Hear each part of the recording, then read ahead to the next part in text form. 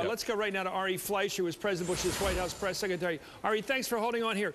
David makes the point that there's a separation between the policymakers and those who have to sell it to the public and present it to the public, a role you played in all that primary function all those years. Is that correct? Is it true that there's a separation between you, so you wouldn't know the motivating force of this war?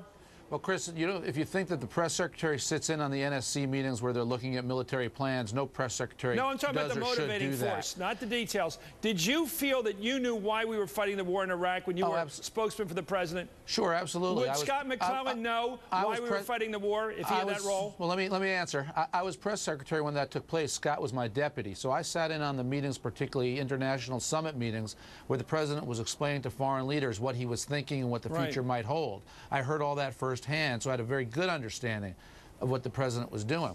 What troubles me about this book and Scott's allegations is, as my deputy, I never once heard Scott privately come to me, who helped brief me for the briefings I gave, and say he had any misgivings or any doubts about it. But he's free now to speak. He's in a different role now. He can speak the truth. He's not an agent anymore. Isn't that a difference? Well, it could be, Chris, but I find it inconsistent because I would have thought if he harbored these doubts... Well, it is, of course, inconsistent because if he said this when he was there, he'd be fired. No, if he had come to me and harbored doubts, he would often help me prep for the briefing, and he would say, tone this down, don't say that. He never did that. Let me get to the point David Gregory raises. Was Scott McClellan in a position to take a judgment, have a judgment, as to the true motivating force of this war? Was he close enough to the principals, the president, the vice president, the top deputies, to know why they were fighting this war? Well, I think that Scott knew the reason was because Saddam, we were told, had weapons of mass destruction. But he said that's not the reason you're fighting the war. Well, that was what we all said, and I think Scott heard that loud and clear. Is that what you believe? Oh, Dave, Chris, I don't think there's any question if the CIA did not tell us that he had weapons of mass destruction. No, is that why you believe the war was fought? I'm just asking you, Ari. Of course, yes. Oh, you believe. Okay, let me ask you about this whole question of the vice president's role. I watched you in an earlier broadcast on MSNBC. The president, and by the way, the book really doesn't point to the president, but it does include the vice president on 3 separate references where it said that he oversaw the effort to discredit Joe Wilson and his wife in their role as critics of the war. Is that true?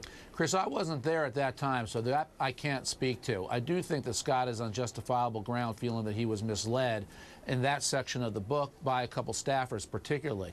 But I don't think that gives Scott... By Scooter and by Carl. That's correct. But I don't think that that gives Scott license to go after the president about the war in Iraq. How about the vice president? That's where I disagree. No, well, let's go over I know this is trickier business, but 3 different times. Let me read this citation. Under the cloak of anonymity, the vice president and trusted aide Scooter Libby soon began an effort to discredit Wilson with selected journalists. Let me read you another. This is over and over in the book. To defend itself against the accusations of a deliberate dishonesty in the case for the war leveled by Joe Wilson, Vice President Cheney and his staff were leading a White House effort to discredit Joe Wilson himself. Vice President Cheney, again, later in the book, a larger campaign led by the vice president to discredit Wilson publicly and thereby diminish the... Is that your assessment, that the vice president was Scooter's boss, that Scooter was doing the work of the vice president? Chris, I wasn't there at the time, and I don't think it'd be responsible anybody who wasn't there to answer that question about what took place on the inside with that allegation. I couldn't tell you that.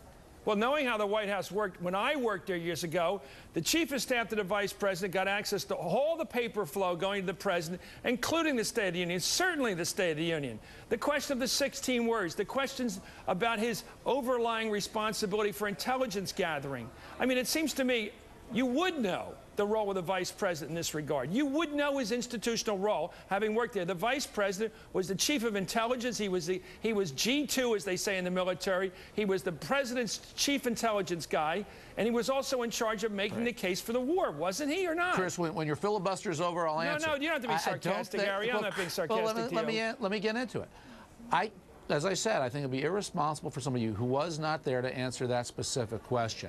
I do think that on the things that I was there for, Scott has said things about manipulation of intelligence to lead to an unjust war, about manipulation, propaganda. This is where I very strongly disagree with Scott. It doesn't even sound like the Scott that I know.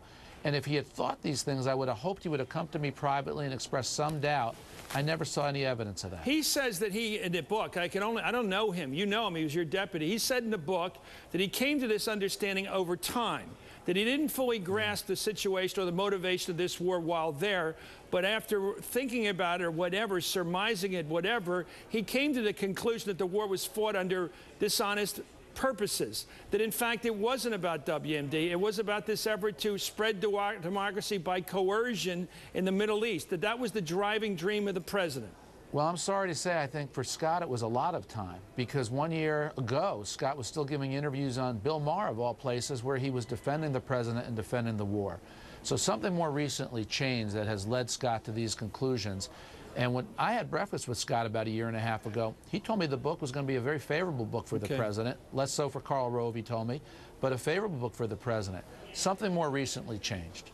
Do you believe that Scooter Libby was justly convicted on the charges he was convicted of? Because that's another point in the book. I do. Because you believe that he didn't lie under oath and he obstructed justice. You believe that? I do. Do you believe he did it at the behest of his boss, the vice president, or he did it on his own? I don't know, and I wouldn't try to guess a question like that. Does the vice president today play the major role in the White House I described, he described? Is the vice president extraordinarily influential over issues of intelligence, war, and peace? Chris, if you're trying to, again, get me back into that same question, I'm not going to do something that I think is irresponsible, which is to answer a specific question, a leading question, about something that I don't know about. But earlier this afternoon, you excluded the vice president from your denial when you said the president himself wasn't nailed. The vice president, Scooter Libby, you put them all in a separate category. Because I think we've all learned that the facts as pertaining to Karl and Scooter were that they did pass information on. We don't know that about the vice president. But in the earlier interview with Nora today, you left the vice president in that group. No, I left him off. No, you left the president off. That's correct, too. Which is it? The president and the vice president were both excluded from the conspiracy, or just the president? Nora read to me a passage in which she said that Scott was saying the president deliberately deceived him. Yeah. And if you keep reading, Scott makes clear that he feels the president himself was misled. I accept that assessment and that reading of it, but you put the president in the same penumbra of not being involved as the president, the vice president. I just continue what Scott wrote. Okay. It was a half a quote, and I filled out the rest of the quote from what Scott said about the president. Is this a story of revelation or betrayal? You know, I'm not going to use words like that about Scott McClellan. Well, you were using the word betrayal. You were saying the White House is putting out terms like puzzled, they don't know him, you don't know him, all this. And I don't think this sounds like Scott. But my point here is that this does not sound like Scott McClellan. And if Scott harbored these doubts, if he had any nagging questions inside him, the principal thing to do would have been not to accept the press secretary job. That's why I find this book myself to be puzzling.